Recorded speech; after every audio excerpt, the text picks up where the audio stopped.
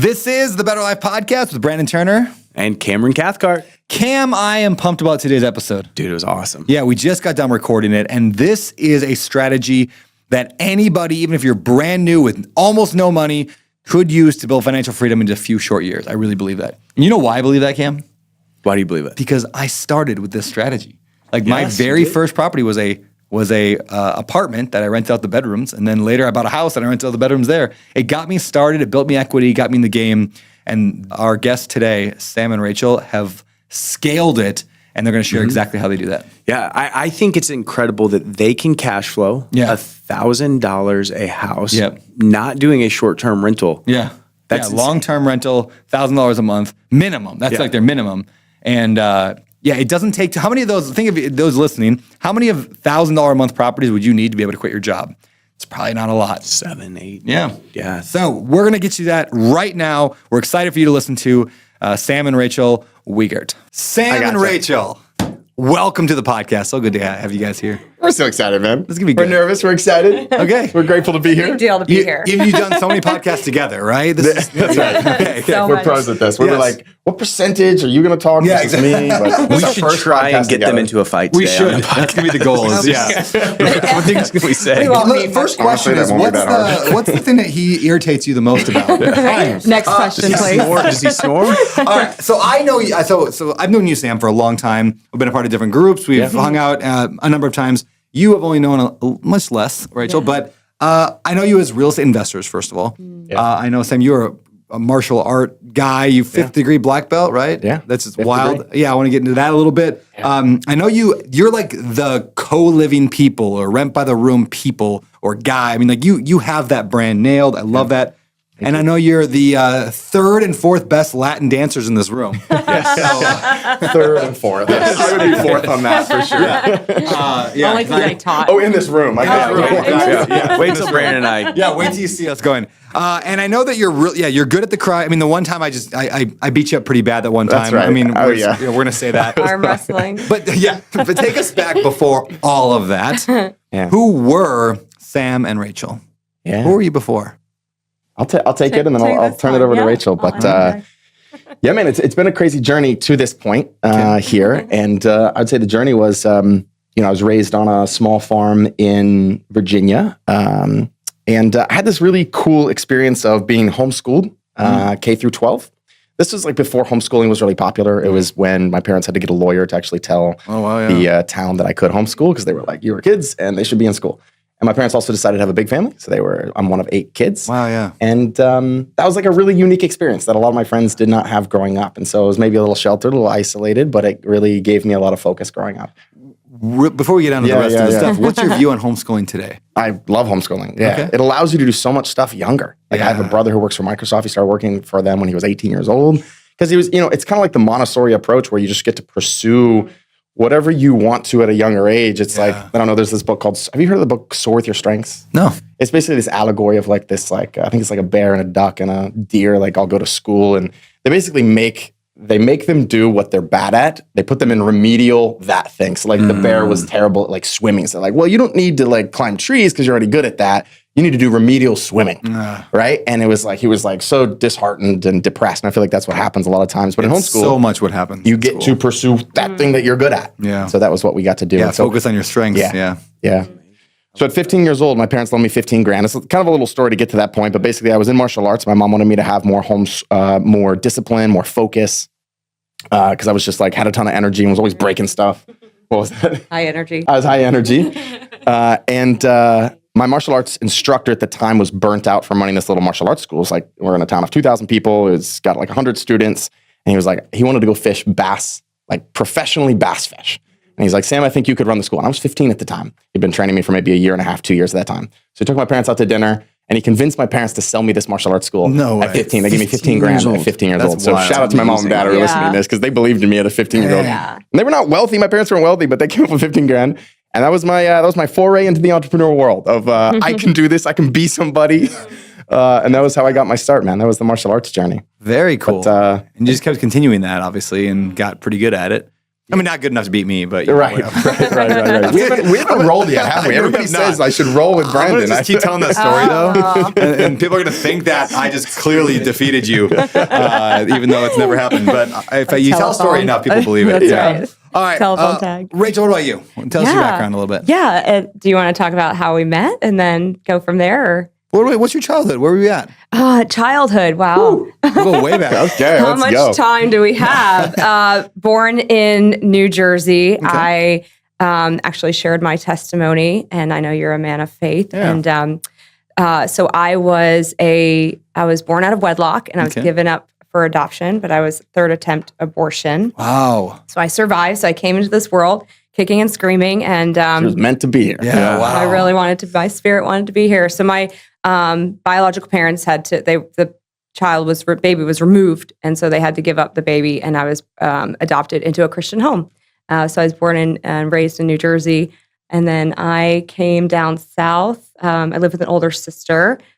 She got remarried, and I came down south to Tennessee. My background is exercise science and kinesiology, so I taught personal training, boot camp, spin, fitness, all the things fitness. Yeah. And wellness, and moved to Asheville, North Carolina, and started studying yoga and essential oils, and got into the alternative route. Before I met Sam, my mom was actually a real estate agent, and she did a couple flips. She wasn't very successful with them, but I never saw this for our future. But then I met Sam. And the rest is history. Yeah, the rest is history. And he was doing this thing called Coliving. It was actually room hacking because he was living. House hacking. Because he was living in the house when I first met him. And driving an Acura. She hated my beat up Acura. I'm like, well, because you can get us into a fight if you want to. I had an Acura as well, and all our cars up to this point were fully paid for, and I love my Acura. But he got not fender bender when you ran into the side. Yeah, T-bone. Thank you. And the door was a different color than the rest of the car, and so things were like there was like they totaled my car, gave me thousands of dollars for it, and I kept driving it. I bought it back from them. $100. It was a great deal, but it was brown. It was a different color. So we had met at a wedding, and I had traveled after college. I had gotten out, and I finished school a little late because I didn't want to get into debt. And I was paying my way through schooling, and I actually ended up doing a Bible degree. Okay, was my cool. Where'd you go? So Montreat in Black Mountain. Yeah, it's a private Presbyterian university. And did you have a Bible degree? I do. Yeah, me too. Nice. Yeah. That's 3 out of 4. Minor. My dad was a pastor. Yeah, mine's a minor. Mine's a minor. I went to Liberty University for a little bit. Okay, that counts. It kind of counts. Yeah. Okay, so you met at a wedding. So we met at a wedding. I did some traveling. I got invited to this wedding. Didn't know the couple was Latin dancers, so they both were salsa dancers. The couple that was getting married. They invited all their Latin dancing friends. Okay, yeah. And we were both there with dates. I was there with a date. She was there with a date. We saw each other across the room, but she's an amazing dancer. And I was like, okay, I got to dance with this girl. Because it's very, in Latin dancing world, it's very social dance. She's like, hey, you want to dance? You want to dance? You want to dance? And we had this amazing dance. And there was this one move that I did where I just like picked her off her feet. Literally. Which is like you have to trust your partner a lot to be able to have them pick you off your feet and actually get a lift. And we just met, and it was just this really cool chemistry that we had. So don't let our wives become Latin dancers. Yeah, don't let our wives learn how to dance. How long have you guys been married now? 6 years this September. 6 years? Very cool. So let's go back to Sam. How did you discover co-living, like in house hacking? Where'd that come from? Yeah, well, I always tell people that the origins of house hacking or co-living were living with 8 siblings and 2 parents in a 1,900 square foot house. So like that's a lot of house hacking. That's really what that is. But no, I mean, really, I built this chain of martial arts schools. I went from one school, and then I'm just a growth oriented person. So I was like, let me go start a second one, and a third one, and a fourth one, and a fifth one, and a sixth one. And we've just recently exited the martial arts business. But I really just bought a piece of real estate because it was like the right thing to do. And it was a 3-bedroom, 3-bath. It was in Charlottesville, Virginia, right outside of the University of Virginia, UVA. And I rented one room, and it was like every room had a bathroom, had a little built-in desk.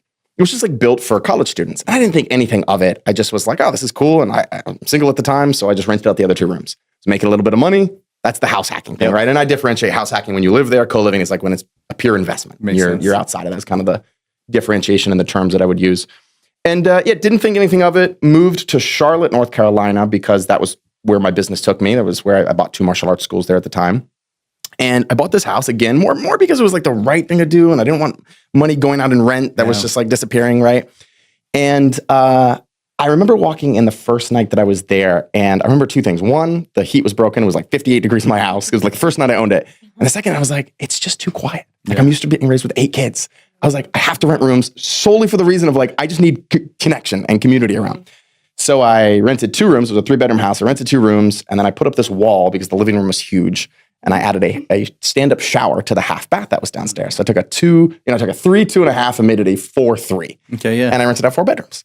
And I really, again, didn't think anything of it. It wasn't a money-making play. One of my, housemates was from Mexico. We got along super great. It was just fun. Didn't have any leases. Didn't have any leases. Had no systems in place, nothing. And it was just like, you can pay the rent, right? Let's go. Okay, you got a room. Venmo me tonight.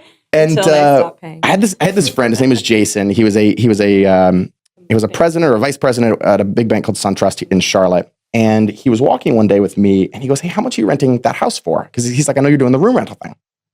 And I was like, "Well, I guess if you count me as a renter, it'd be like $2,850.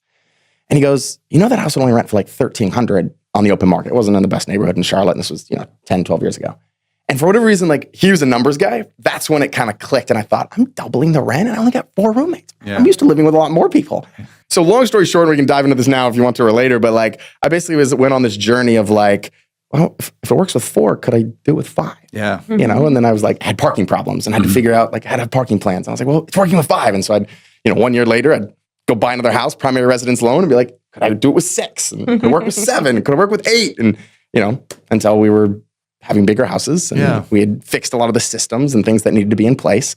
And people think we're crazy to have 7, 8, 9, sometimes even 10 people share a house. And I'm always like, that's just how I was raised. That seems normal to me. Yeah. I am interested in so if 9, 10 people are sharing a house, how do you manage all of the different personalities in that house? Is that tough? Yeah, it can be. I'd say that's the number one nuance to cultivate. Yeah. Number one kickback. So we have a solid set of house rules. We can go over what some of those are, but like we have a super solid set of house rules, and then we have to have the we have to have the ability to evict or kick them out for any breakage of the house rules. Gotcha. So we kind of reserve this right to let them basically say, hey, you're not a good fit for the community. We're moving you out. Here's a 30-day notice to move. And so a lot of times we'll just pick like, hey, if there's a conflict, sometimes we have to pick a side. Is basically what it boils down to. We will offer free transfers too, and we have enough rooms in the home, or if something's just not working out, we'll, as part of their membership with us, they'll get 1 free transfer to another house. So sometimes that really helps. And then what we just recently did is we had someone that was kind of like a conflict resolution expert come in, and they designed this form. So if they do have a tenant dispute, they scan this QR code on the refrigerator, and they basically takes them through these questions, and it's just long enough. Whereas, like, if it's not a real issue, they won't get to the end of it. But it's also short enough where if it's a real issue, they will get to the end of it, and it'll pop up on our Google form. And it basically is basic conflict resolution questions. And it's like, did you talk to them? Like some of it's basically, what did they say in response? And allows us to kind of step in and support if we need to. So it's nuanced for sure. I'd say that's maybe one of the bigger nuances. I'd say the other thing that really helps with this, though, is like you have to set expectations from the beginning. Yeah. And so what we found is when we were having a lot of conflicts in the house, we weren't basically saying like, this is who we want, this is who we don't want, and here's what we expect as being a part of the community. And we really is. I mean, we're trying to help solve affordable housing because I truly believe this model can solve affordable housing. And that's not just me saying that. That's the U.S. Department for Housing and Urban Development just came out. And basically, I don't know if you know this, you can use housing choice vouchers now, like Section 8 vouchers for rooms, not just for the whole place. And so they sent out a notice. Rent. Yeah. So yeah, you can get guaranteed rent from the government renting your house out by the room. Like if you want to use their little formula on how much you should charge for the room, which you probably don't, because it's like this really complicated, crazy formula, but which we don't accept housing choice vouchers now, but you could, right? And it's really cool. But basically, they also came out and said like shared housing is a viable alternative to solve affordable housing in America. Like this thing can go that. There's a ton of traction for this. I know we're kind of a little bit of a tangent, but the state of Washington just passed a bill in the state legislature, 76-0 has to be signed by the governor, basically completely legalizing co-living in the entire state. Washington's doing the same thing. The 5 boroughs of New York City just launched something called the City of Yes Initiative, which is all about converting office spaces specifically to co-living spaces with shared kitchens, shared living rooms. So we're seeing a tremendous amount of traction. And when my episode first came out on Bigger Pockets, I had this guy from Germany call me, and he was like, Sam, you're talking about this concept. He laughed at me initially. He was just like, you think this is so new? And He's like, we've been doing that. We're doing it for He's a like, the long room time. is the new apartment in Europe. This is how we all live. We have whole building codes that specifically regulate co-living. He's like, I'm building these from the ground up. Yeah. He's like, this isn't new. You guys are just like a little behind Well, Americans are kind of like we value our independence. And it's like, I'm not going to live with other people is like kind of the thought. So that leads into the question is who's renting these things? I mean, like a lot of people listening to this right now are probably going, well, I wouldn't want to rent that. I have a family. I have kids. Like, there's no way I would live in a room, so who's renting it? Just college kids or what? It's single room occupancy. So it is one person per room. So if it's like a couple, they got to rent 2 rooms. Oh, really? That's Okay. key. Yeah. Yeah. Yeah, I mean, we all know the stats. Like, people are getting married later, people are having kids later. Those are just, that's a lot of statistics of what's happening in America. But who's renting them is really anybody who's making between $20,000 and $60,000 per year, and they're single, or we're starting to see an older population too that's on a fixed income. Maybe they're divorced, or their spouse passed away. Or they actually would prefer in some cases to live with other people. So yeah, I mean, just go through your life. Your waitresses, your servers. We've met people. We're investing also outside of Charlotte now, South Carolina, and then there's a town called Asheville, Black Mountain, and we've talked to some of the servers, and they drive, hour just to get into the city because they can't afford it. So expensive. There's either not anything or it's so expensive. Yeah. That's a rural town. It's not even like a Rural town. Yeah. So like when you're renting to these people, what is your criteria? Because it seems like, somebody making $20,000 to $60,000, they might have bad credit. They might have so what's your criteria to get good renters that aren't going to destroy your house and fight with the other housemates? Yeah, it's a good question. We do income verification, so it is still 3 times the monthly rent. But if a room is $800, you need to make $2,400 a month. Yeah. So you have a lot easier qualification. And as a little bit of an aside, that's what's so cool about co-living is you are literally introducing price points into the market that did not exist earlier. Yeah. Because of the cheapest thing in a town, like the cheapest thing in Charlotte is studio apartment. Yeah. That's the cheapest thing. It's $1,400, $1,500, or 12, plus utilities, right? You're introducing a $750 price point. Yeah. Didn't exist. It's crazy, right? So that's what's really cool about it. So it gets us so excited about it. But so income verification, we will do a full background check. If there's any criminal history or previous eviction, we still will pass. Usually is one of our things. And then Pass on them, not allow. Yeah. Oh, okay, gotcha. Not pass them through. Right. Yeah, Not okay, pass them gotcha. through, just for clarity. Thanks for that clarification. I got you. I put them in, and then that's how it goes. There's going to be bias. Put cameras in, we try to sell it Netflix. No. That's cool. And then there was a third thing we were saying. Check. We will do a credit check. Credit, Yeah. If they have any, if it's school debt or medical debt, my property manager will usually look over it and we'll give them some, some grace for that type of stuff. But if it's other things or they owe a landlord or something, then we're still looking at credit.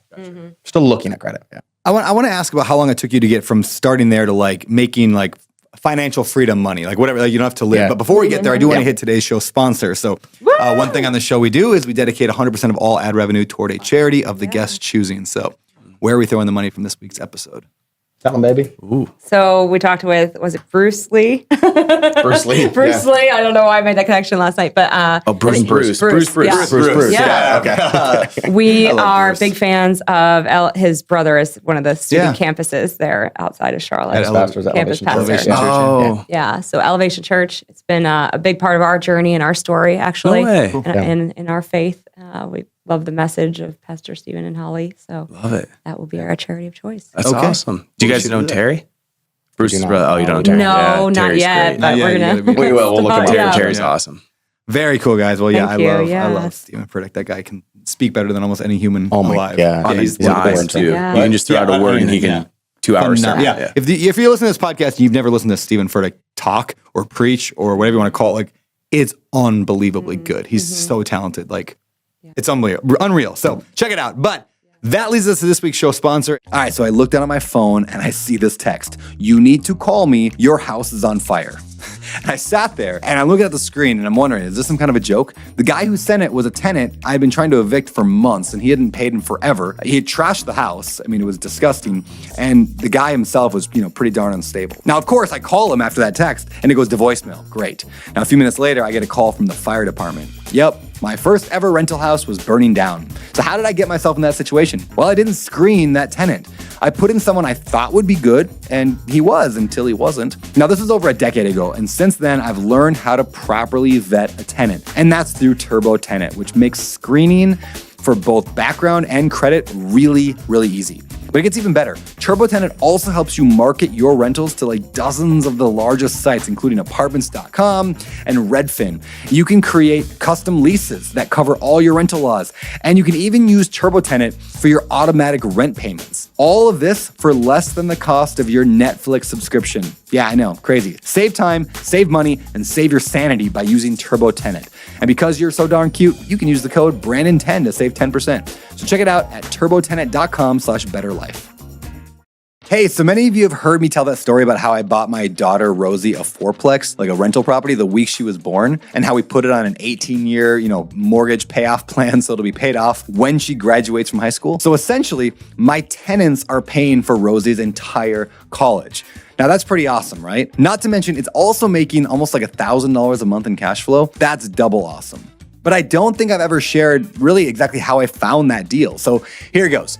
I found it through direct mail marketing. And here's how. I simply built a high quality lead list of a lot of names and addresses of potential sellers, and I sent out a whole bunch of mail to every person on that list. And then I talked on the phone to a ton of people, and then I finally got one person that was interested enough to sell me the property, and I got a deal at a great price. So building that giant lead engine like that, I mean, it works, but it takes a ton of time, knowledge, and effort, which can really slow down an investor's growth, which is why I reached out to my friend Ryan with Ballpoint Marketing. I asked him to sponsor this show because they're the best at doing everything that I just talked about. Like, they're literally going to help you build your entire lead engine. You're going to get a one-on-one call where they're going to help you figure out what you want and then build your lead list for you. Their robots are going to handwrite the postcards with a real pen, which is super cool. They're going to send them out, and they'll even answer the phone calls for you.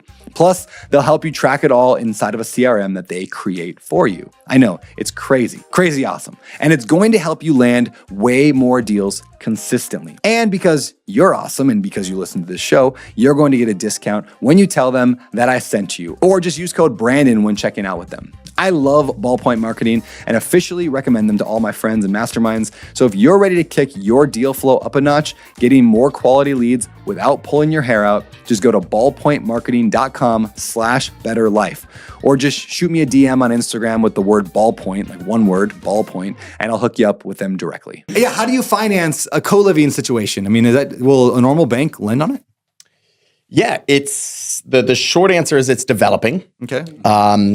Obviously, if you can live in it, then you can get a 3.5 down FHA, or you can get 5% down primary residence. Like, that's perfect. And they don't care if you rent out roommates. Fine. As long as you're living it, you should live in it for a year. That's legally what you have to do. Like, live in it for a year, get another year. That's how I got my first 5 homes. Do you know, yesterday I had a guy ask me, it seems like such a normal question that I would like, seems like such an obvious answer, but I realize not everyone knows this. Is like, he goes, yeah, I've had a house now, I've lived here for 5 years, and we want to go and travel the country and move.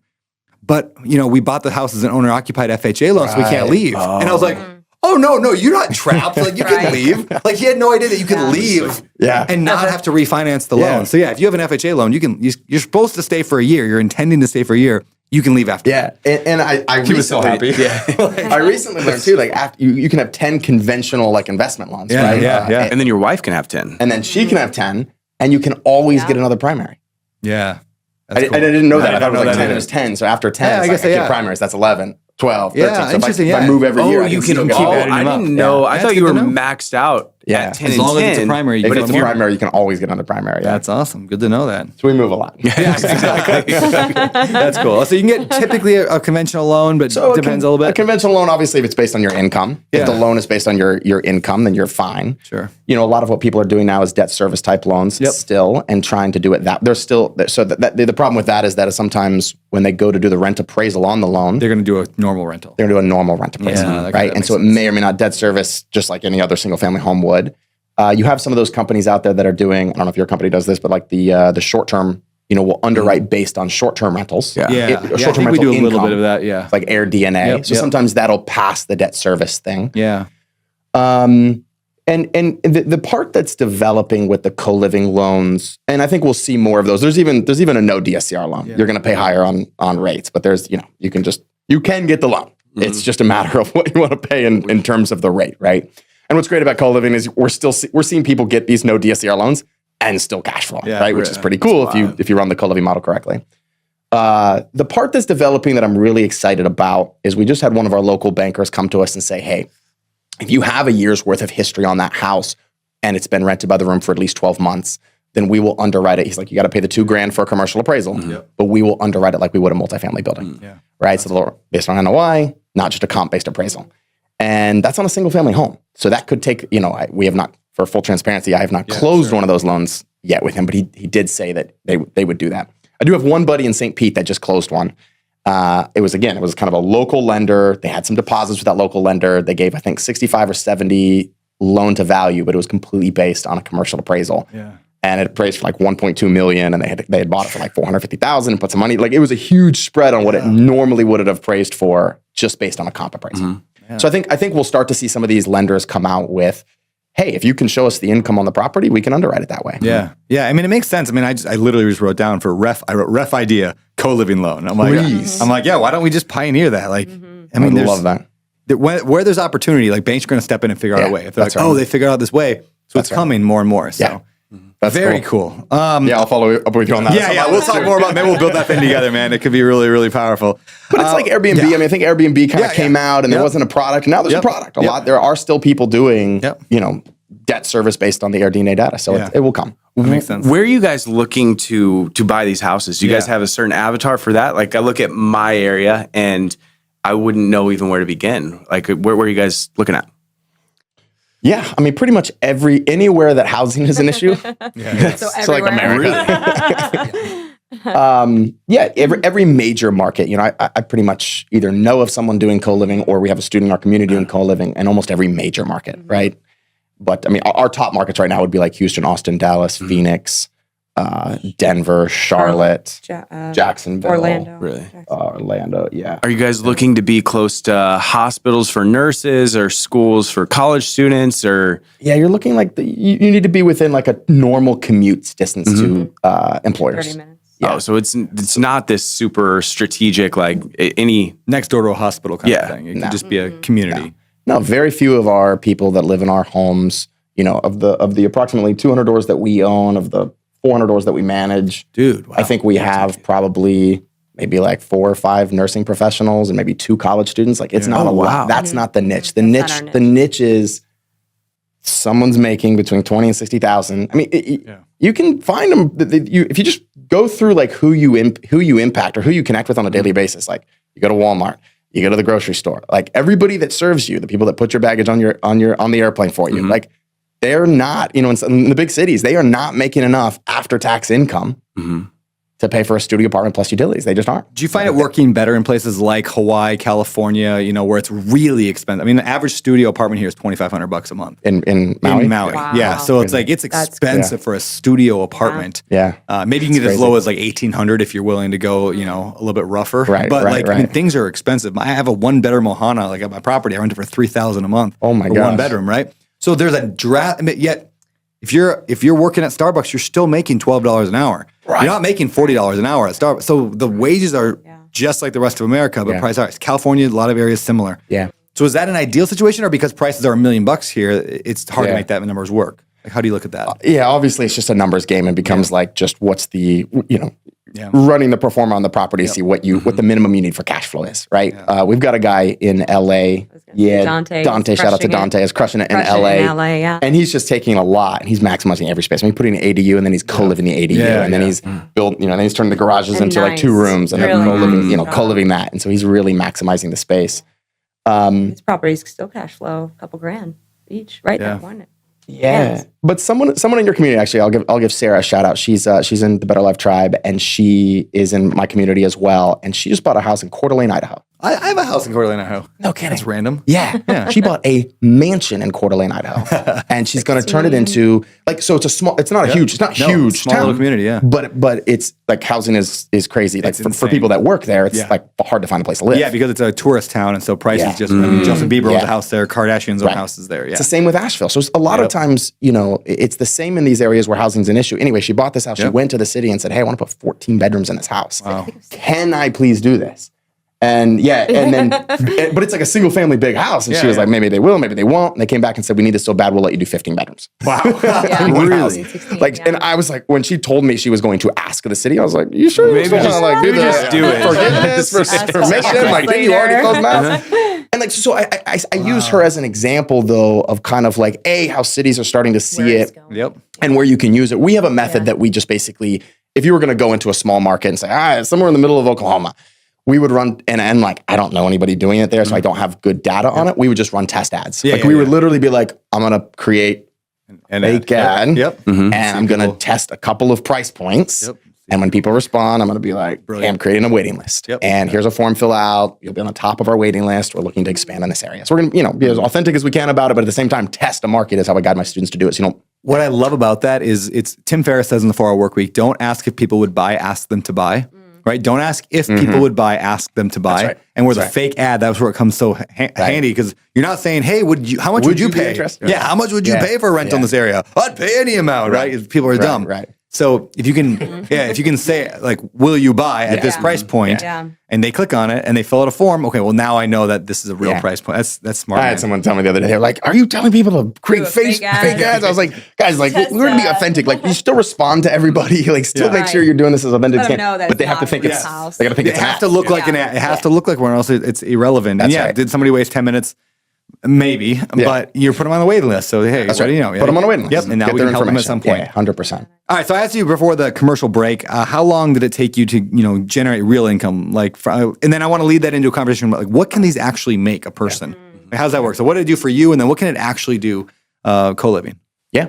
It's funny that we're having this conversation. I just got back from a conference where they were like, they had this whole thing about FTC regulations and like what numbers you should share and what numbers you shouldn't share. So I was like, be really careful. So I'll say all this to say is these are, I'm going to give you some examples from homes that I have, what they do.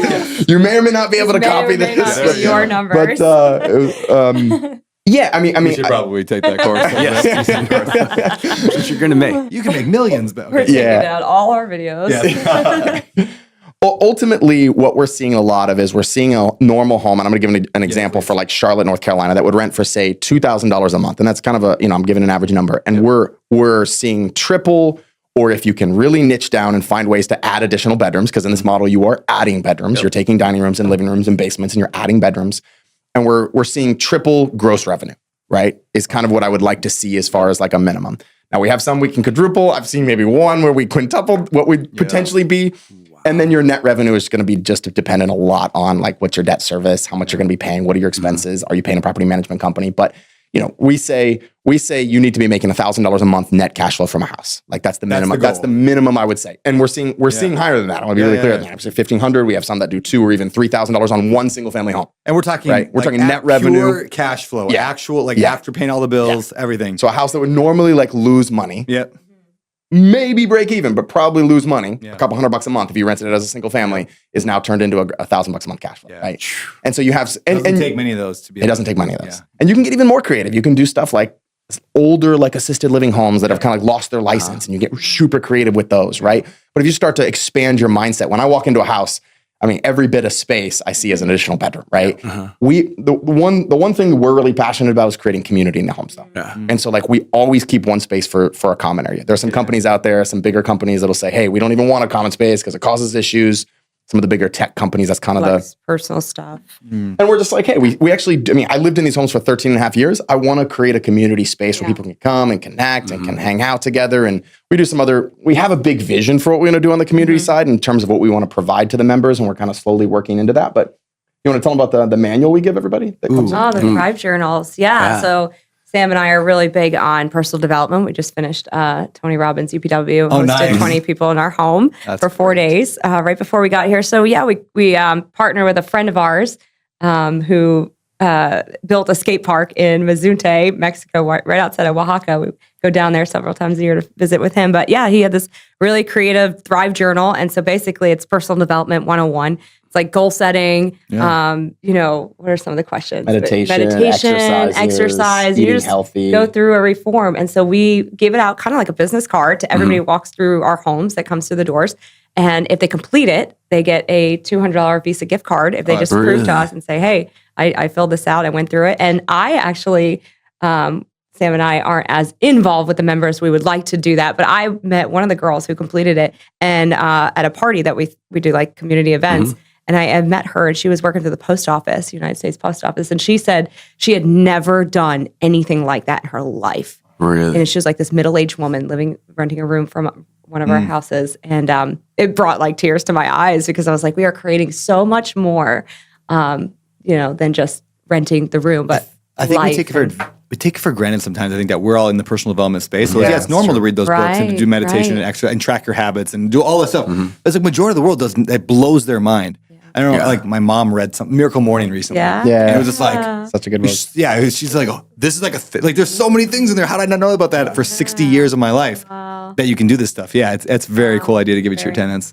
I think it might be $100 gift card, but maybe we should. I have this. I guess we were saying 200, so maybe I can't remember now. No, that's so good. That's cool. We did have an email. Awesome. We just got an email the other day from someone that said thank you. Well, first they were like, please give me $100. I filled the book. Yes, I then did. They were like, this did help me with the gratitude practice. Awesome. I have a dream, vision, goal, whatever I want to do at some point. I've been talking about it for a few years. I just need to do it or find a who, not how to help me with it. But what I want to do is I want to get. I have 10,000 actual tenants and then a bunch of self-storage, but 13,000 tenants, including that. Incredible. Plus, like other people have thousands of units or hundreds of units. Like if we bonded together and you do something like pay Dave Ramsey or pay Tony Robbins for an afternoon, and then you just do something like, hey, it's a live class for all of our tenants, totally free. We're covering it. If you attend though, and you fill out this simple questionnaire form or whatever, like let's say Dave Ramsey's 7 baby steps, right? Yeah. Just fill us out while we're going through the thing.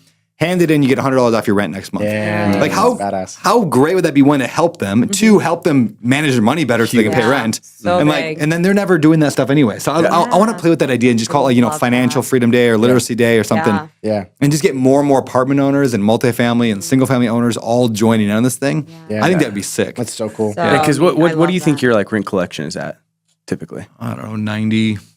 I have no idea. 95. Yeah, if you take that to 97 because of that, and it's 95.1. Exactly. It pays for itself. So what would Dave Ramsey? Guys like Dave would probably also, if it was like, hey, you're going to be in front of 200,000 renters in America who have never heard of you before. I don't think Dave's going to do that for free, or probably, right? Yeah. Like I think that would be get like Dave, get David Goggins, Jocko Willink, like, get some like people that would like fire people up and be like, it's a 2-hour class, you get $100 off your rent if you attend. So neat. Love that. Everybody would attend. Yeah, that's amazing. Yeah, okay, we're gonna do that. There's so much you can do. That's kind of our vision too. Is like, hey, we want to help solve affordable housing. With community-based shared housing. And there is such a thing as non-community-based shared housing. I'll be really clear. That's a huge distinction, right? There's people who are like, there's no common spaces allowed. Every square inch is a bedroom. But if we can, and I mean, the community piece is hard. I'm not going to lie, especially at scale, right? But we're trying to give them, I think there's so many ways to give them access to education. I think you give them access to like telehealth type stuff. That would be really cool.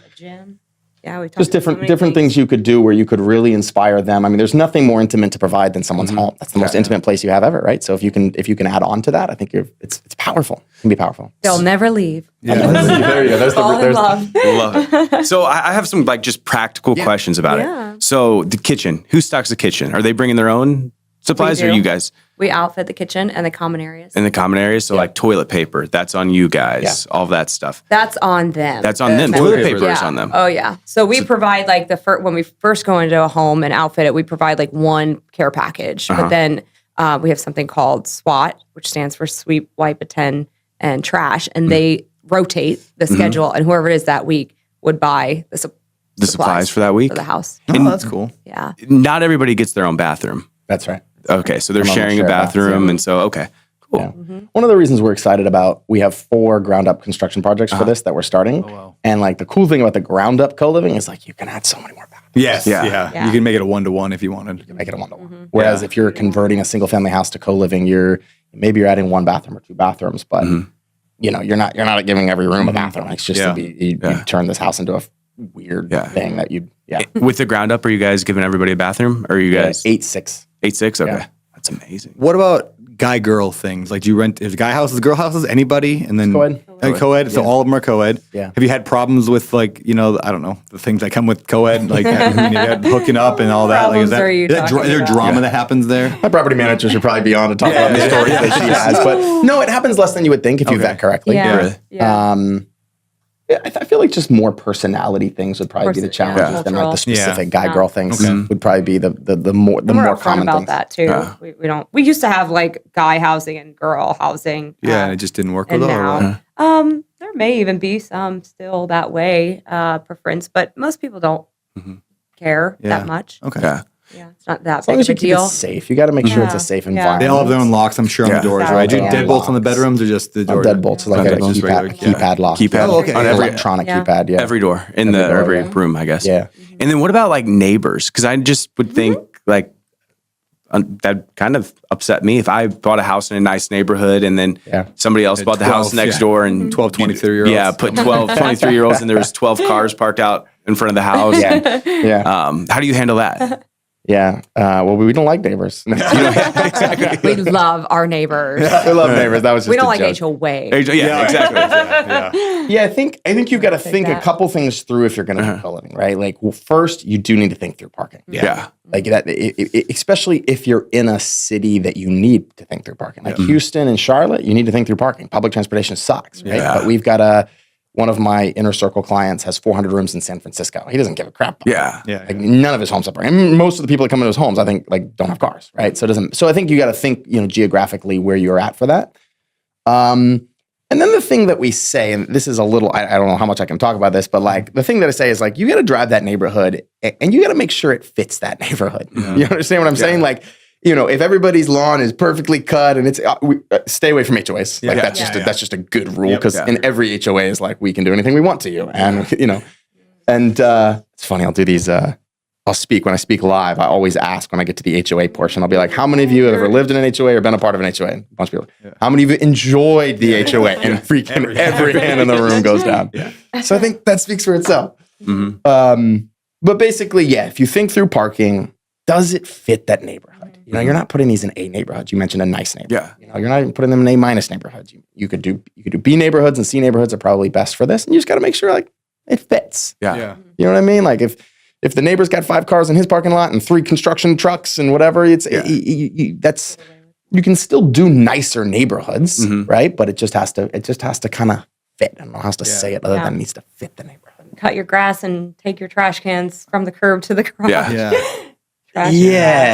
Just make sure your house stands out. It should be, if not one of the nicest, the nicest, if not one of the nicest houses. Really try to keep, because that will keep people at bay. And then with like the cutting the grass, taking the trash in, and you're saying, was it SWAT or SWAP? SWAT. Yeah, SWAT. So do you guys just have that on rotation of like every week somebody's in charge of something else, or is there like house chores for every single person? They can opt out for a fee. So they can be like, that sounds terrible. It sounds like chores when I was in college. And they're like, I want to, but okay, great. It's $50 a month or it's $40 a month. And you can opt out. We'll get a cleaner to do it. So it's super easy. And then we do have professional cleaners come in once or twice a month as well. Oh, that's cool. Just on top of it. Did you come up with all of this, like your playbook all by yourself? Or did you guys Pretty did? much. Yeah, a lot of it was trial and error. And every time there was every time there was a mistake, Johnny ate my peanut butter. Now we have labels. Johnny ate my peanut butter. Johnny ate my peanut butter. It's like, instead of signs. Everybody has. Yes. How do you deal with food, private food? Labels is labels? really great, even in the refrigerator and the freezer. And then if we have 6 bedrooms and more, we put a secondary fridge outside in the garage. So we label everything. Yeah. Do they have their Everybody own has their shelf? private. Shelves, When she says drawers, label, she means like you get your Label the space in the cabinet. refrigerator, you get your space in the cabinet, you get an assigned parking spot if parking is an issue. Like here's the parking plan, like room 3 parks here. You want to be, it's nuanced, right? And that's why maybe there's not, it is, there are more systems coming down the line, especially as some of the bigger tech companies get into this space. But if you can overcome those nuances, you can cash flow $1,000 a house, and I don't do that on 10 houses. So, please. Wow, you might need to join us. That's why I'm asking so many questions. And the other thing I was going to say about, we used to like furnish. I love how you have a lot of inspiration. We do the same, but we used to put like cubbies in the hallway and all this, and everything just collected dust and shoes, and it just got messy. So now everything is clean, clear, clear clutter and clean free. And the same lady that used to come in, and her name is Ala, she used to come in and do all of our Airbnbs. And when we did Airbnbs, we still have some, but we're transitioning out of those into more co-living. We like 5-star, right? Is the only way to win in the Airbnb, full on. Luxury. When we started fully transitioning to co-living, we said, we want you to come in and design, like actually interior design all of these co-living spaces. And so she comes in, she interior designs, and they're like, when you see the pictures of these places, you would not think co-living. You would think, this is an Airbnb. It looks amazing. Like, we're not furnishing the bedrooms, obviously. At least for our model, we're not. But they look amazing, right? So if you do it right and you have a really, really, really great product, then it can work. Are you combining with midterm rentals at all? Like, are you doing traveling nurse stuff where you do actual furniture in their bedrooms and all that, or you just stay away from that? Tried it. Yeah. It's just not our model. Okay, yeah. Yeah. And there's a philosophy behind that. Like, I want you to move in. So the guy from Europe, circling back around, the guy from Europe who called me and laughed at me, he was like, he said this phrase that stuck out to me. He said, Sam, the room is the new apartment. Yeah. And I thought, man, like, I just, and we could get into a whole geopolitical talk and where the United States is heading and will inflation continue and all blah, blah, blah, blah, blah. I believe it will. Yeah. And so, like, if things are going to get worse before they get better, then, like, I want to be positioned to solve affordable housing. And in order to do that, I want you to, like, this might be what you can afford. Yeah. It's a room. And I don't want to have it like it's not short term. Like, when our members, we call them members, when they come in, like, we're thinking, like, our average tenancy is, I think it's, don't quote me on the exact number, but I think we're over 18 months on average tenancy. So it's not like they're staying for 2 weeks and bouncing. I think part of that is because they feel like this is home. This can be home. Yeah. That's the feel we're going for. It has some difficulties to it, but that's the feel we're going for. I also wonder, there's probably, like, because you're focused on the community, like, unless you're a complete weirdo, you're going to make friends with somebody in the house, most likely. Yeah. And then once you have that solid friendship, you're less likely to go leave because now you got a person. Right. Like, there's studies that have been done on neighbors. Like, once you have one connection with a neighbor, like, your length that you stay in a house is, like, significantly higher. There's, like, I've read this study on that. Yeah. Or probably read an Instagram post about the study about that. But, so I'm assuming that probably attributes as well to, like, longer time you're in. I think it does. Yeah, for sure. How involved are you guys in the management? Like, what can you walk through 200 doors is a significant portfolio. So you must have help. You've mentioned managers. How do you run that right now in your life? Yeah, we own a property management company. We manage for some of our students. We manage for all of our portfolios. What are some of the so will a normal property manager just take over rent by the room stuff? Co-living or not really? Not normally, not unless you train them. Yeah. And honestly, that's some of what we do is, like, someone will bring a traditional property manager to us and be like, teach them how to do this, I'm starting to see it happen more and more around the United States where traditional property managers kind of want to start getting into the space. Yeah. It's not like there are nuances to managing the members. Yeah.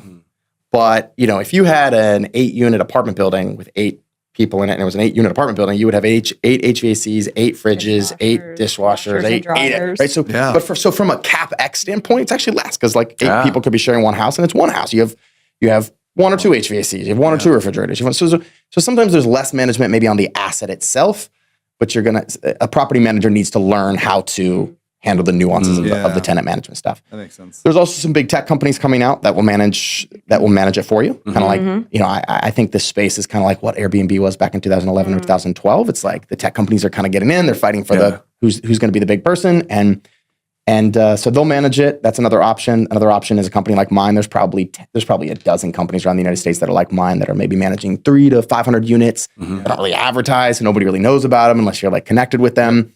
And I know most of them, and we'll refer people to manage it like that. And then the thing is just to self-manage or to hire someone to do it and use the systems that we have. Yeah. Do you have, like, in your program, you have a course program, something, right? So do you have, like, here's the playbook of how to manage these things? Yeah, exactly. Yeah. So somebody just pays you, like, they just take it. Yeah. 100%. That's awesome. Yeah. Big fan of that stuff. Like, when we wrote the book on managing rental properties, like Heather and I did back in the day, like, it was just like, I just wanted to give people, like, this is the playbook that we operate ours. Yeah. Do this. Yeah. I would have no idea how to even start with. And my property manager, Jess, has created so much of that. And she's a lot of the training in the course. She does a lot of that training. Yeah, there's a reason why franchises have, like, a 90% success rate, and then entrepreneurship, like just starting a business, has a 90% failure rate. It's like when you have the SOPs written out for you and you just follow them on a plan that's already succeeded, your chance of success is like 100-fold, right? So same thing. It's like, hey, I'm just going to follow your plan. Like you guys already laid it out. I'm just going to follow what you guys have done. Yeah, brilliant. All right, finding tenants. Are you just posting Craigslist ads, or what are you doing to find people? Pretty much how we started, and still do now. Yeah. Craigslist work, Facebook Marketplace works. All roomies. There's a ton of sites. So many. Zillow even just started doing. Zillow, like, as of a month ago, like, will allow you to post a room to Zillow. Instead of the whole house, they'll do a room. And that's new. That was brand new for Zillow. They used to outsource it to HotPads, and now Zillow brought it in-house, and we'll do it on Zillow now. That's Roomies, Roomster. Yeah. There's a website called Zumper. Believe it or not, that is a room rental site. Completely room rental site. That is what it sounds is. like it's for other things. Craigslist still works. Facebook Marketplace is big. There's a bunch of them now. I mean, those are the ones that come to my mind off the top of my head, but yeah. Are people doing this strategy with, like, arbitrage, meaning, like, you're not actually buying the thing, you're renting it and then re-renting it out by the room? Is that a thing? Yeah. You've seen that work? Yeah, the 400 rooms that I mentioned in San Francisco are all arbitrage. He just partners with. He'll go to a landlord that has 50 empty units and just be like, "Hey, I'm gonna get more income from it anyway. Yeah, I'm gonna take a bigger chunk of it. I'm gonna manage it all. Yeah, and ready to go. Yeah, you don't get equity from it, but it's an interesting way to get cash flow pretty rapidly without having to pay a lot of money. That's right. Yeah, I think I would. Yeah, I've talked about Airbnb arbitrage a little bit. You're not building wealth, but if you need out of a job, like a year of hard work, and you could be financially independent. That's right. That's right. Maybe less if you just really poured in on that. Because there are landlords all the time that have properties that are just, I got a bunch of empty units, or this thing's causing me a headache. I don't want to deal with it. Right. Yeah, and you can talk them into it. Yeah, smart, man. There's even a company out there that'll do these like walls that you can. So let's just say you go out and you rent a single family house. I think it's called Juno walls, Junno or something. They're basically walls that just like interlock, but they don't actually like, you don't have to put anything in the. You could like take a dining room and close it off with this wall. It's like a custom wall they make, and then when you're done renting the house, you just take it down and it's done. Yeah. So you don't have to like add the walls or the doors. Yeah. So you can get super creative about it if you want to, but it's a thing. What are some things people got to worry about and be concerned about before they get into co-living? What are the I would say you need to probably make sure. You mentioned parking. Yeah, parking I would say is zoning, one. Vetting tenants correctly. City and zoning. We're in areas, investing in areas, and our students are for it. And we're even in Charlotte, they're changing ordinances now of how many unrelated people can live at home. Yeah, I think Maui's I think you can only have 4 or 5 here. It's like 4 unrelated people in a house. Yeah. So that one thing that shuts down your ability a little bit.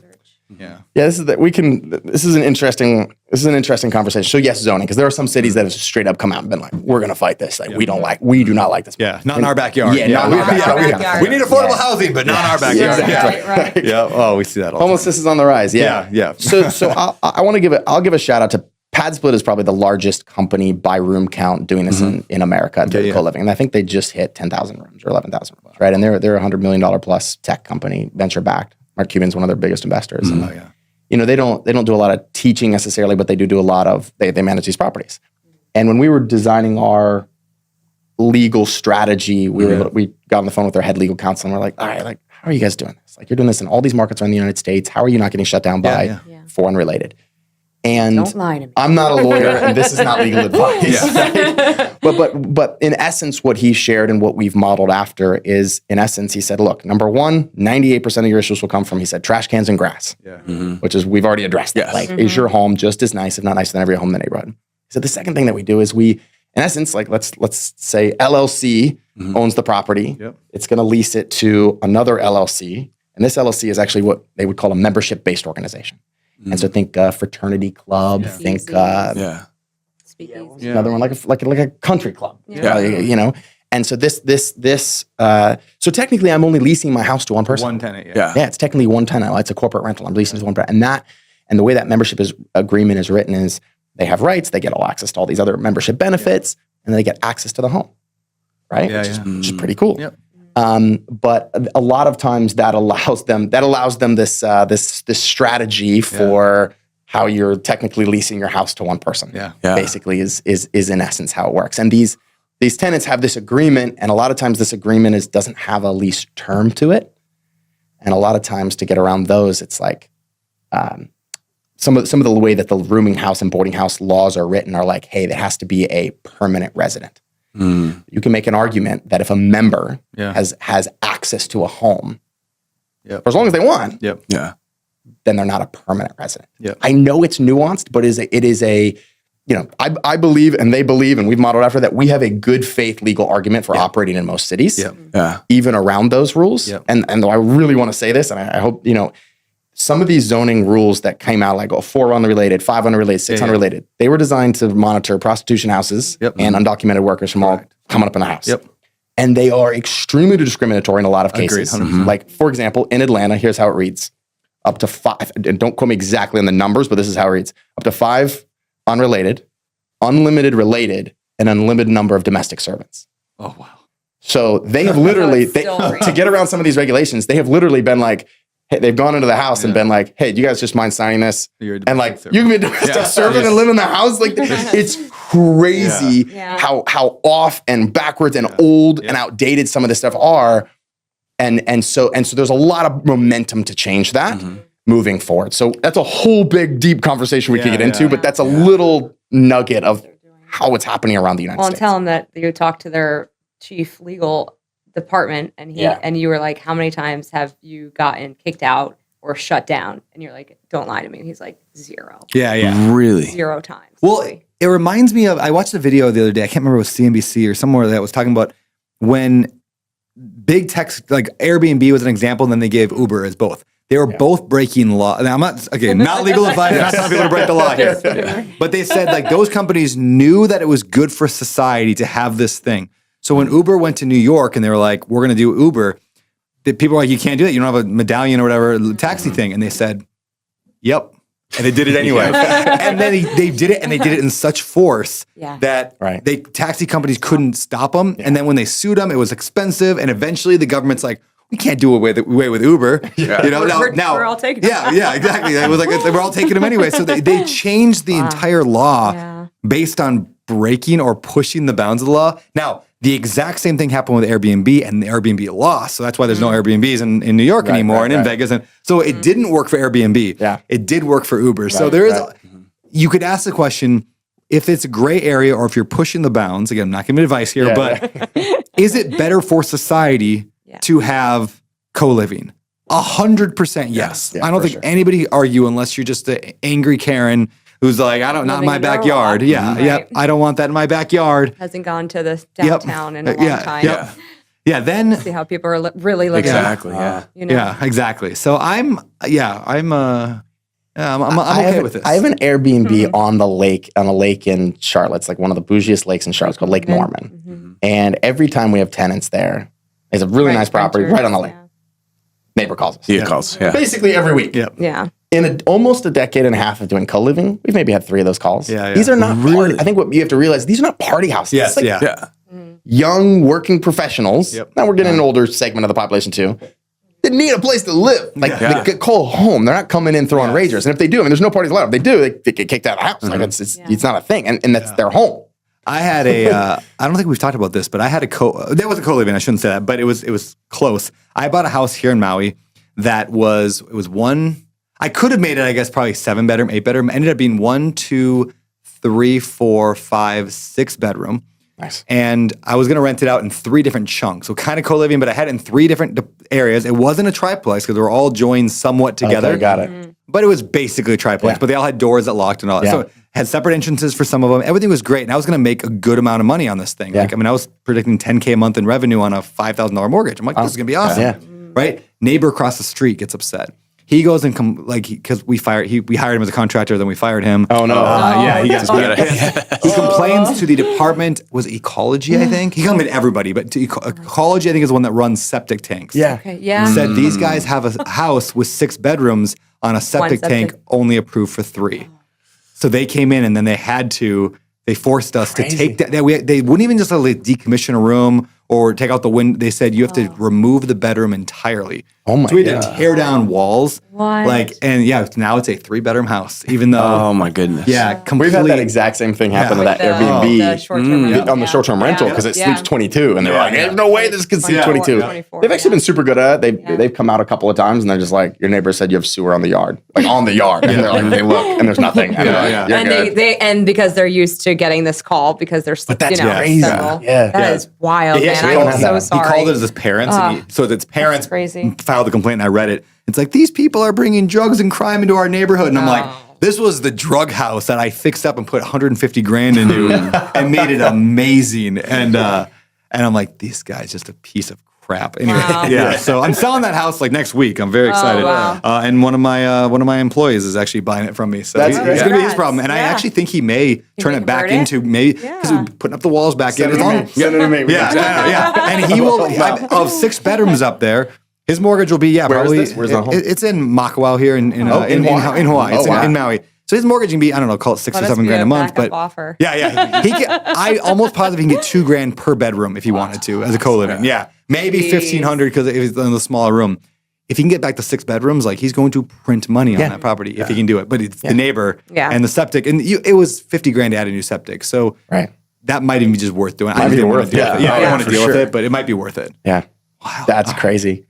Crazy. Well, those are some of the economics that you start to look at. You're like, wait a second, if I have 6 rooms and I have this room, it makes sense. Yeah, it really can. That's fun. All right, any more questions on this before we move on? No, it's fascinating stuff. It is fascinating amazing. stuff. Yeah, Thanks. great questions. You guys are asking. I can tell you guys are like real estate guys. Have you guys done this before? Like, this is, Well, the problem is every single episode. Now you know how I felt after 10 years of Bigger Yes, Pockets. I'm like, every episode. What am I doing? Yeah, Just every doing time. a long-term rentals. Because honestly, all of our properties we buy in B neighborhoods, working class. We don't do A class because it's just they don't cash flow. Right. Don't really do C or D just because we don't want the tenant. Like B's is we love B neighborhoods. Yeah. And as you're talking, I'm like, I've got a lot of doors I could convert into this. What's cool is you can test it 2 with one and find out what works. And you can try another one and you build into a system. And then you answered a question that I think was valuable to me is like every time when we rent, you have to go get a renter's permit, and then your tenant has to go and get that as well. Yeah, it's wild. That's It's in messed St. Louis. Yeah, St. Louis? Yeah, That's crazy. yeah. So heard of that. occupancy inspection. It's my. yeah. That's In St. Charles County you don't, but in St. Louis County you do. But if you do like that LLC membership stuff, makes sense. Do you know people doing it in St. Louis? as you were saying that, I was trying to think. I think it's funny you say that because I think I do remember one person telling me about the occupancy. I remember it clicking as it was weird. It's like St. Louis, like is it really that? Occupancy inspection on everything. I'll have to get back to you on that. I don't know, like right off the top of my head, no one's popping in, but yeah, That's wild, man. That's crazy. yeah. But we can talk about it. Like the management is nuanced. Here's the other thing that maybe people should be concerned about. Like it's very hard in co-living right now to be like, I want one in St. Louis, and then I want one here, and I want one here. Like where this model starts to make sense is where you either you build your team, and I help we help people do that. We build your management team in one area because you get economies of scale. You can start to handle the timbers and members. It's kind of hard, but management is the hardest piece right now. It's not putting walls. It's not even finding homes that cash flow. 95% approximately of our homes bought on the MLS. It's not like we're even getting off market deals. I was buying homes that cash flow right off the MLS, which is cool. But can you manage them? And do you have those systems in place and all the nuances, right? There's a lot to say about economies of scale. Just having enough in one area. Yeah. Because that's everything. Another question for you. So, like, have you guys ever had a tenant that is a terrible tenant, causing fights with everybody? No, you have to. You've never had that. You've had to Our evict. tenants are amazing. But in the interim, as you're going through that process, like everybody in the house gets mad and wants to leave. Or has that happened where you've just got low vacancy because of terrible tenants? Yeah, we have evicted before. So I'll be really clear. And granted, Several times. We're in I North was going to Carolina, say to your point, so earlier, we've only in however many years you've been doing this, and I've been doing this? almost a decade and a half of doing this. We probably had 6, 5 7, evictions. yeah. That's maybe? amazing. 5 to 7 evictions. There's social proof. So when you put a notice on someone's door, everybody knows. So it's harder to squat. Yeah. Right. It's like There's harder no to such like thing, sit and just squat. Whereas a single family home, you kind of still feel like you have your privacy. Here, it's like I can walk into the common area. Walk in anytime. I actually have a student, one of our affiliates in Houston. The entire reason he does co-living is the craziest way he got into it. Oh my God. He bought one single family house. It was his first rental ever. And he was so excited to be a co-living, not a co-living investor, just an investor, real estate investor. And the lady rents the home from him and turns it into the local strip club. Oh. And he was like, His ring was the reason why he knew this is because his camera just kept going. He installed a camera, and then somebody kept saying like, I keep seeing people like coming in and out of your door, and he installed a ring. all the neighborhood men just started disappearing into his own house. So anyway, finally evicts her. She like squats for 6 months. He finally evicts her. She's destroyed the house. There's stuff all over. There's poles in the middle of the and he's just like, I will never buy a single family house again. But he's like, with co-living, I can enter the house anytime I want and check on it. I can come. So literally, like that's the reason he does co-living because he can come into the house and be in the common area anytime he wants. All that is I never thought of that. Yeah, all that is to say is you can evict and no, we will let the other tenants know like, hey, we understand John's been a problem. He's been given his 30-day notice and we're working through the eviction process or whatever. Yeah, just the communication. Cool. Has helped. Well, let's talk real quick about the program that you have. How do you help people? What's that look like? Like, talk us through that. Yeah. We so the biggest thing we do is we do these 5-day challenges. Okay. And it's basically 5 days of free content. There's like a little $27 little checklist thing you can buy or whatever, but it's 5 days of content. We have one coming up. The next one's coming up, I think, the week we get back in April, first week in April. And basically I do a deep dive into how to find your house. People find the house. We run numbers on houses. Yeah. And then at the end of that, we have an offer and people can join our program if they want to after that. We have a program where we just like give you all this stuff and have group coaching and you can do that on your own. if you're kind of that self-starter and you kind of get the real estate space, but you need the systems, you need the checklist, you want the membership agreements, you want all of that. And then we have a program where if you're like, hey, I want even more help than that, Sam, I'd like to use the exact same teams that you use around the United States to do it. And there we'll do it. We'll do it with you, or we'll go in, we'll help you select the property. They become my personal coaching clients at that point as well. Brilliant, man. Where do they go to learn more about this stuff? ScaleYourRealestate.com. ScaleYourRealestate.com. Everybody gets started in the same way. They start with a 5-day challenge. It's a great domain name. Yeah. It is. Do you have to buy that one? Or the hard thing is there's 2 R's in the middle and it always trips people up. Scale your real estate. Yeah, so it's like R. Yeah, that's funny. That's the only bad part about it. But yeah, it's an awesome name. That's funny, man. All right, we got to shift gears. Head over to the next segment of the show. It's called the 3-2-1 pivot. This is when we're talking about pivoting. We're talking about going in one direction and then something changes. You read something, you meet somebody, you hear something, and your life pivots in a more positive direction. So let's start with 3 books. And if you want to do 3 each, that's fine. 3 books that have changed the direction of your life. Wow. You want to go first on that one? Why don't you share? We could talk about probably the same ones. Same books. Yeah. The same books. Same books. I think one of the books that made a big read difference in our life was this book called Loving What Is. Okay. This lady's work is Byron Katie. She's kind of become a spiritual mentor and teacher to us. She also wrote a book called A Mind at Home with Itself. And she has, you want me to talk a little bit about what it is? So it's fascinating. She's got this system that she just like a way to get out of pain, mental, emotional pain. Yeah. And it's 4 questions. It's so simple. It's like, you take a thought, like, I don't know, my wife shouldn't yell at me. She's yelling at me. She wouldn't, and she never yells at me ever. Exactly. I'm Italian from Jersey. It comes out every once in a while. And you ask, so any thought that causes you pain, you ask these 4 questions. You go, is it true? And she calls it a meditation. You meditate on it. And she has you write it down because she doesn't want you to get in your head about it. She write it down.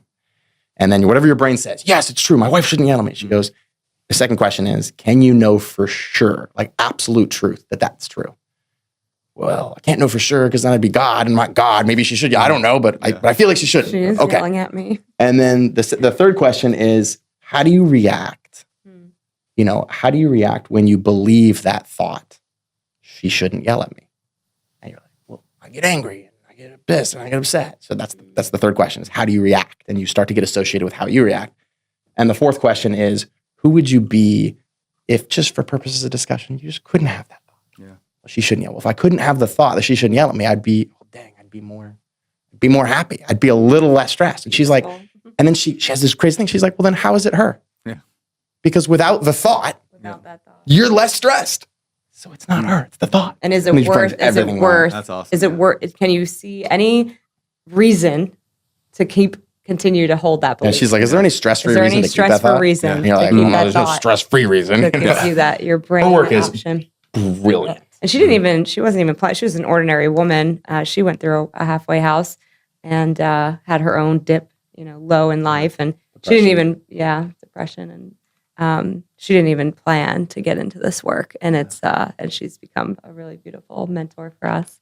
Super cool. And then the final part of that is the final part after you ask the 4 questions is you turn it around. So she has you come up with 3 statements that are literally the complete opposite of the first statement. Yeah. And you sit with those and you basically say, how is the opposite just as true, if not more true? So like, okay, my wife shouldn't yell at me. So you literally would go like, my wife should yell at me. And you just like, you meditate on it. Like, well, I was an asshole. Maybe she should yell at me. Maybe she should yell at me because she's going through something and she needs to get that out. So therefore she should. And it starts to like, for lack of a better word, it kind of F's with your brain. Yeah. Your brain's holding onto this thing, making you so mad and so angry. And I've done it a lot around like, I should be more successful. Like that's the one that comes up for me. Like, I should be more successful. Is that true? Yes. Can you know that it's true? No, I can't know for sure. Yeah. So you're already starting to, how do you react when you go through life believing the thought you should be more successful? I get stressed. I treat people meanly. I don't know if that's a word. Unkindly. I'm not fun to be around. Who would you be without the thought? Like if you just woke up one day and you couldn't have the thought, I should be more successful than I am right now. Well, gosh, I would be a hell of a lot less stressed. Turn it around. What's the opposite? Yeah.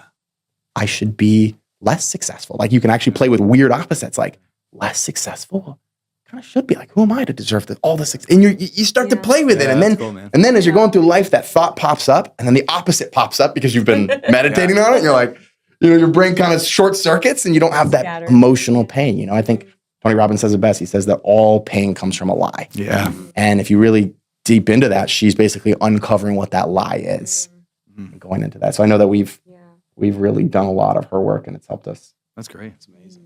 Be okay with yelling at each other. Amazing. All right, book number 2. What would be another one? Why don't you talk about The Untethered Soul? I think that's been huge. Oh, I love it. Michael Yeah, Singer. Mickey Singer.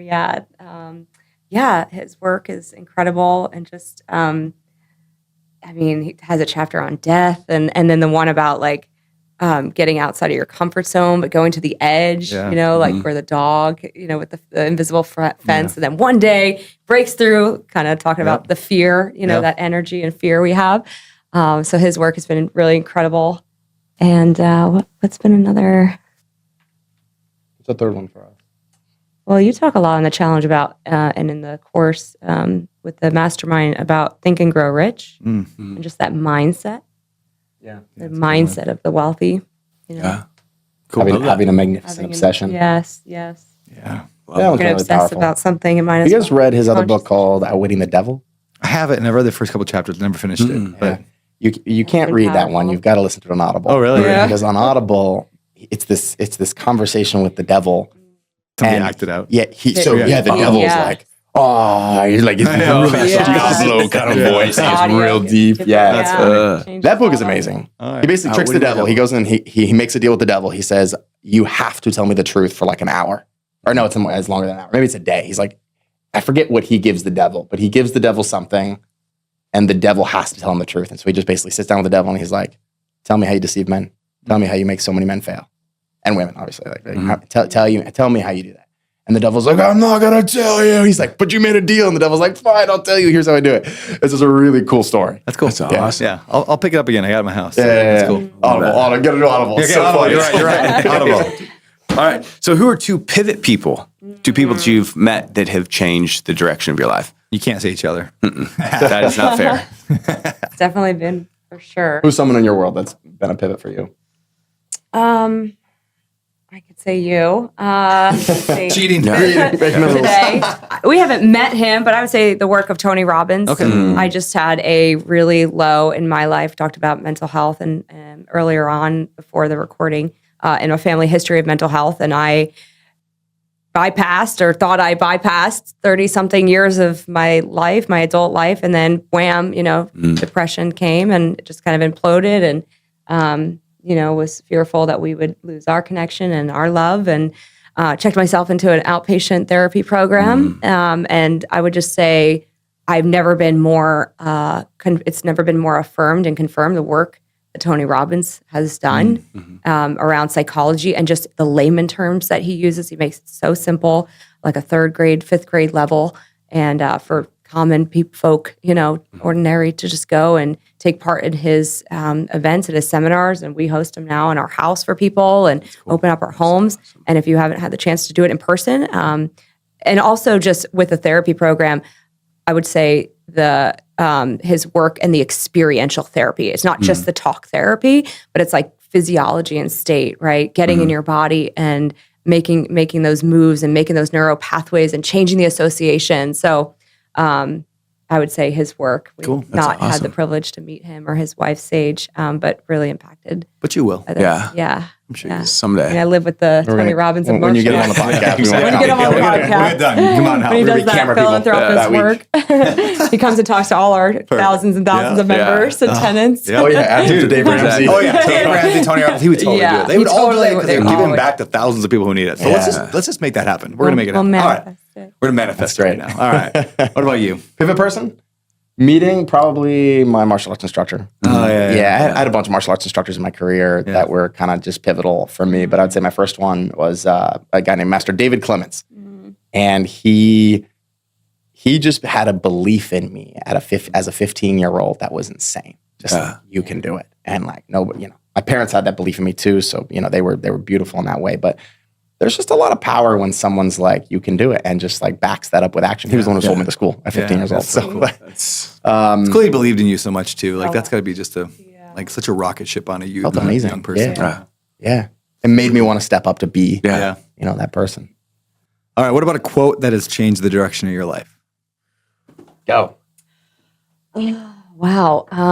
The one I thought about actually was going to be, I can do hard things. That's what I thought about. And recently, wisdom, it's a Bible verse. I don't know exactly where it is, but I think it's in 1 Peter. Wisdom will be known by her good deeds. Yeah. I just love that. I mean, it's just so it's humbling. Maybe at this stage of my life, just the Proverbs 31 woman. A woman will be known, by her good deeds and the work that she does and the contribution that we make. And so I think that's been a beautiful mantra, if you will, for me in this time of my life. I thought you might ask this question. So I wrote down just like not one of the ones that I'm trying to live right now is don't take life too seriously because you're not going to get it alive anyway. Yeah. And I'm trying to live that because I just have this tendency to try to micromanage everything. Sam. My friends used to call me Serious Sam growing up. So yeah, it's that one for me. That's awesome. I struggle with that too. I need to remember. We're not getting out alive. So, yeah. So we're going to move over into past, present, future. So past you, present you, future you. And so a question for both of you. So if you could go back and talk to 20-year-old you, what advice would you give them? Wow. I love this question. Yeah, just we do it. You do it. Everything will be okay. Yeah. And another verse, just well done. Well done. Be faithful, continue to be faithful, continue to believe in yourself. I think that's something as a young girl, maybe struggling with that belief in myself and not having those models around me and the parental figures that did and have to seek outside, like maybe you did, and just had to seek that, and then just give that belief, borrow the belief of others that they had in me. I think it's a Hal Elrod quote. Talks about borrow the faith that others have in you until you can bring it about to yourself. Yeah. I love that. 20-year-old self? 20-year-old self. Advice? Yeah, probably just have more fun. Yeah. Yeah. Love it. I don't know. It's Hard now. It's hard because it's hard to give your 20-year-old self advice. I feel like because I feel like I don't have I am so grateful for every piece of my journey, even all the ways that I messed up. So I'm like, I would hate to take back the lessons that I did get from messing up, but I get the question. That's a great question. It's designed obviously for people who are in the beginning of their journey. Like, what advice would you give to that person? Even if it's not yourself, like. Because all of us, we would not be here without the pain and those mistakes. So if we went back and told ourselves, who knows what the butterfly effect would have done, and we'd be very different people. Right. Probably worse off. But what would we say to our kid, or that kind of thing? Gotcha. That makes sense. That qualifies it for me. Yeah. Cool. All right. Number 2 of this section. What is your, if you had to state a rule for living a better life or a great life, what would that rule be? Like if you had to put it on a billboard, what's your rule for living a better life right now? Yeah. Maybe we could take it together. Okay.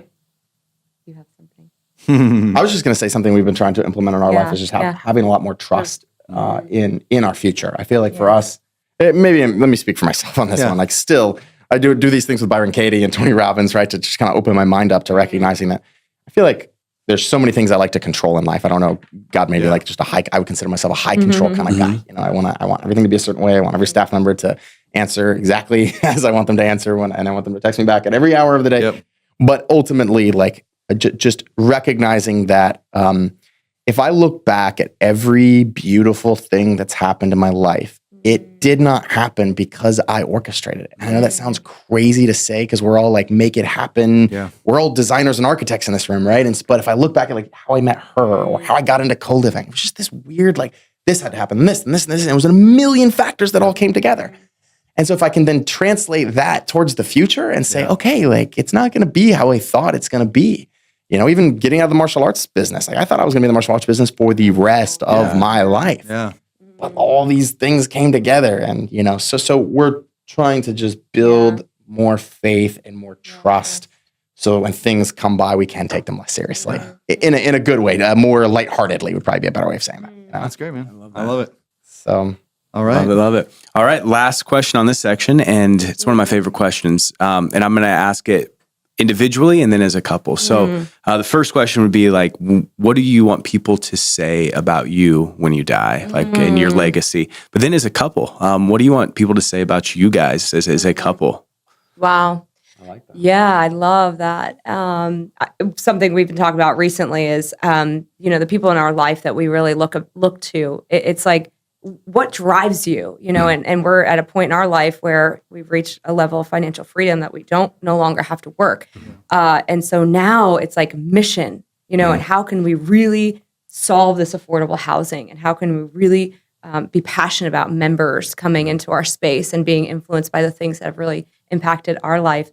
And I think for us, our legacy, I'll just say it, is our love. I really want that to be, for me, is known by my fruit, known by my love, and that those who come after me will say, well done, that I was faithful, during the process for those that will come after me and behind me. I love that. Yeah. It's amazing.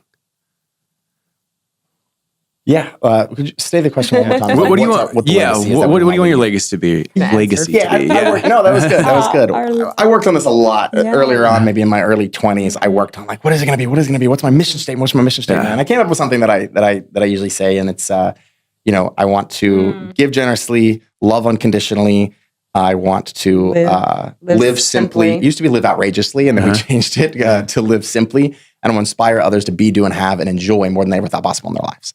That's always been kind of my little mission statement on what I want to be known for and what I feel like the reason I'm here. It was so good. I adopted it. Yeah, that's amazing. I love that. Yeah, we do that together. Yeah. We did do the we're working on the simply part. Love unconditionally and give generously. Yeah. Very cool. Yeah. All right, y'all, let's wrap things up. Yeah. First question, what are you excited about? What's coming up in your life right now that you're just pumped about? Kind of to piggyback off of what she just said, one of the things we've been talking about is starting a department in our company, our property management company, called the Department of Member Love, where we do some of the things that we've kind of been like just spitballing here in this thing of like we bring people in and we actually go in and video them and tell their stories and give to them and like mini Mr. Beast type things for our members. So that's something we're like playing with. It's ideation phase right now, but something we're really excited about. Awesome. What are you excited about? Yeah, same. She's going to be the head department. Hospitality is her thing. This girl can throw a party. Like, learning more. I think just in this time of our life and my life is, just becoming more acceptance of my nature. And it's a lot of nurturing and hospitality. And how can we use that in our business? My seat has changed a lot of times, but how can we use that? How can I soar with those strengths? And the longest time, Rachel felt like she had to be me. Yeah. I'm a hard driver, fast, go. And so just now we're starting our relationship, something we're like more excited about. Not to take over from you. It's like she can be her. Yeah. And it works. And we get to crush it together. Yeah. That's awesome. Same team. Yeah. Love it. And then where can people find you at? ScaleYourRealEstate.com, right? If they're interested in Coliving, that'd be, you can get them a waiting list for the next challenge there. Love it. And then what about like Instagram, TikToks, Facebooks, all that stuff? Where can they find you? TikTok. For Instagram, at Rachel_Wegert, WEGERT. At Sam Wegert for me. Yeah. Love it. WEGERT. That's probably the best place to come. Yeah. And then we have YouTube channel out there plugged in. We lived in a camper van for a couple of months, and we did a camper van series and documented our journey and some house renovations we have on there as well, and some of the co-living and short-term rentals. Yeah. You guys are going to do a TV show? Have you guys tried? I'd like to. I was going to say, you guys look like you should do a TV show. You'd both be perfect at it. All right. Appreciate the BetterLife TV show. The BetterLife TV show, the BetterLife TV network. It's coming soon. Yes. Thank you guys. This has been amazing. Appreciate y'all. Thank you. Wonderful time. 4-way. Yes. Boom.